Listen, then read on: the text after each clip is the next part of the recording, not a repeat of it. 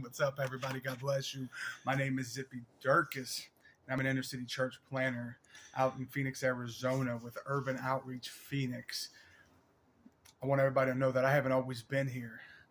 It hasn't been an easy journey to get here, but it's been a blessing to go through every little thing that God has allowed us to go through to be in the position we are in.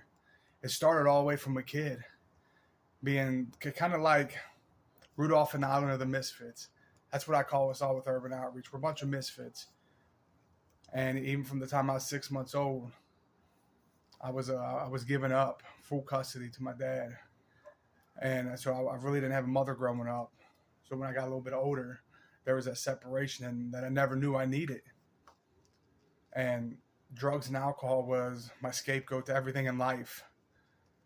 And eventually, over time, I ended up getting in trouble with the law multiple times. I got discharged from the military for drinking and fighting, and I overdosed and died in 2010. It took me to that point.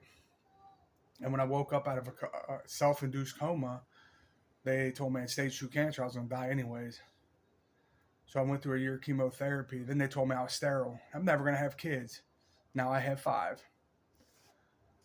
The year after, I had double hernias that ruptured. And they put a bad IV in my arm at the hospital. I got sepsis, and that almost killed me. The following year, I tried to blow my brains out with a 38. Homeless down on a riverbank in Covington, Kentucky in May. It was rough. Fast forwarding life. When God calls you to do something, the things that we believed and we thought that we actually loved and needed will become nothing but a dream from the past. And God will use that experience to connect with people who nobody else can connect with. That's why the Word of God says we overcome the world by the blood of the Lamb and the words of our testimony.